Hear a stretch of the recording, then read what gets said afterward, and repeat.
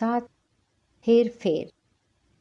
एक गरीब मजदूर सारा दिन लहू पसीना एक कर देने वाली मेहनत करने के बाद सांझ के समय 2 आने पैसे अपनी फटी पुरानी चादर के कोने में बांधकर शहर से निकला और मजदूरों की बस्ती की तरफ चला।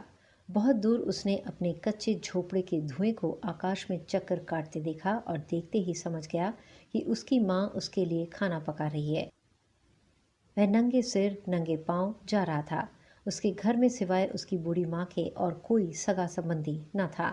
उसके घर में सिवाय एक चूल्हे और 2-4 बर्तनों के और कोई साज सामान न था, मगर फिर भी वह खुश था। उसकी चादर में 2 आने पैसे बंधे थे। उसके दिल में आशा भरी थी। सामने से एक बारात आ रही थी।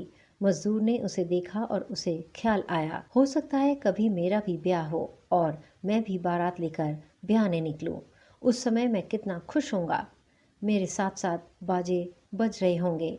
और बारात के आगे चलने वाले नौकरों ने उससे कहा, एक तरफ हट जा छोकरे। मजदूर के ब्याह की कल्पना मिट्टी में मिल गई।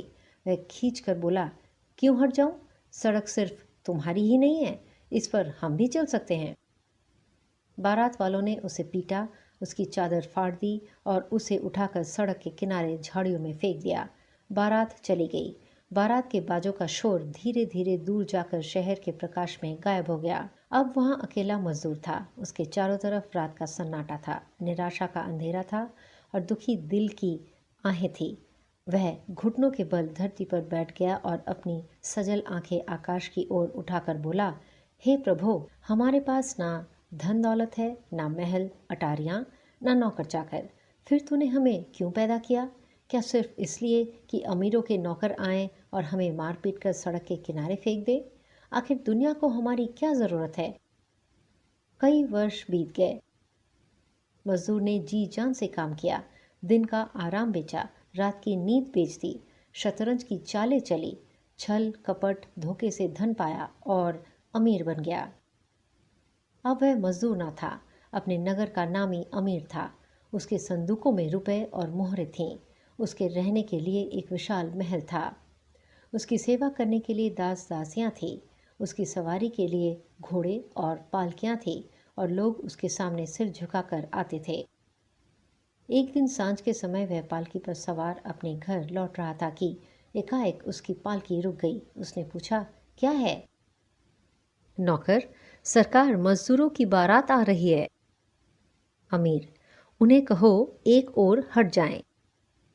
नौकर, वे कहते हैं सड़क सिर्फ तुम्हारे लिए ही नहीं है, इस पर हम भी चल सकते हैं। अमीर, पाजियों को डंडे मारकर भगा दो, ये हमारा रास्ता क्यों रोकते हैं? डंडे बरसने लगे। मजदूर चीखे मारते हुए इधर उधर भागने लगे। थोड़ी देर में वहां एक भी मजदूर ना था, मगर उनकी चीखों से अमीर पालकी सवार का दिमाग खराब हो गया। उसने कहा, मुझे पालकी से उतार दो, मैं आराम करूंगा। नौकरों ने सड़क के किनारे गलीचे बिछा दिए और अपने मालिक को आराम से बैठा दिया और उसे ऐसा मालूम हुआ जैसे वह यहाँ कभी पहले भी बैठ चुका है, शायद कई वर्ष पहले, शायद किसी पिछले जन्म में। इस समय उसका शरीर अपनी पोशाक में गर्म था। उसके सामने उसके नौकर हाथ बांधे खड़े थे और शहर में उसके राजसी महल का द्वार उसके लिए खुला था। वह नरम गलीचे पर पालथी मारकर बैठ गया और अपनी आंखें आकाश की ओर उठाकर बोला, हे प्रभु, इन अभागे मजदूरों के पास ना धन दौलत है, ना महल अटारियां, ना नौकर चाकर। फिर तूने इन्हें क्यों पैदा किया है? क्या सिर्फ इसलिए कि ये हम लोगों के रास्ते में आ खड़े हों और हमारा समय नष्ट करें? आखिर दुनिया को इनकी क्या ज़रूरत है?